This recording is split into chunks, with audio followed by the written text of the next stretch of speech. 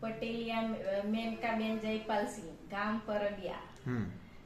મારા પતિ દારૂ પીતા, એટલે બધા હોસ્પિટલો અમે ખાસ મોડાસા બતાવ્યું, બાયડ બતાવ્યું, બધી હોસ્પિટલો જઈને બતાવ્યું. બરાબર. પછી અમને એક ડોક્ટરે પસરોડાથી સારા કીધું કે ઉર્મી હોસ્પિટલ સારી છે, ત્યાં જાઓ તો તમારી વ્યસન બી છૂટી જશે અને તબિયત બી સારી થઈ જશે.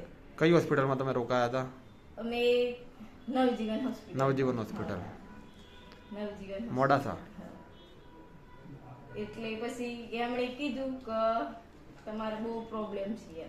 અહીંયા હોસ્પિટલનું એડ્રેસ કોને આપ્યું હતું તમને? ઉર્મીમાં ભરતભાઈ ડોક્ટર પોસરોડાથી. એમણે ઉર્મી હોસ્પિટલ આલી લુણાવાડા, ગોધરા રોડ ઉપર.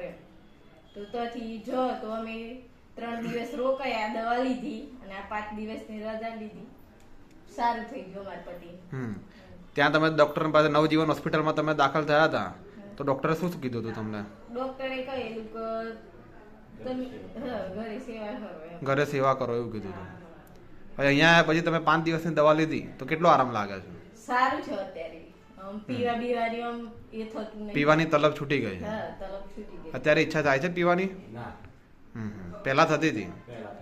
બરાબર. અહીંયા આયા પછી? ના, હવે આયા પછી નથી થતી.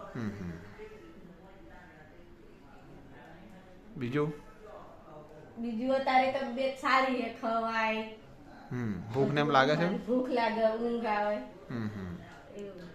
પેલા પેટમાં એમ દુખતું હતું, ઉલટી આવતી હતી? પેલા પેટમાં દુખતું હતું, પછી આ હાથ ફફડતા હતા, એ બધું સારું થઈ ગયું. હાથ ફફડે છે અત્યારે? ઓછું થઈ ગયું. બરાબર. ચાલી પણ શકતા નતા, ગાડીમાં લઈને આવેલા. ગાડીમાં લઈને આવ્યા હતા. એવી હાલત હતી. અત્યારે સારું. ઉર્મી માઇન્ડ એન્ડ બ્રેન હોસ્પિટલમાં તમને સારવારનું 5 દિવસમાં બહુ સારું રિઝલ્ટ મળ્યું છે? 5 જ દિવસમાં? બરાબર. સારું રિઝલ્ટ મળ્યું. તમારું શું કેવું છે? કેવું લાગે છે અહીંયા આવ્યા પછી? કમ્પ્લીટ આરામ છે. કમ્પ્લીટ આરામ છે? ખવાય પીવાય બધું જ કમ્પ્લીટ. દારૂની વ્યસન મુક્ત થઈ ગયું છે? હા, કમ્પ્લીટ. બરાબર. સારું.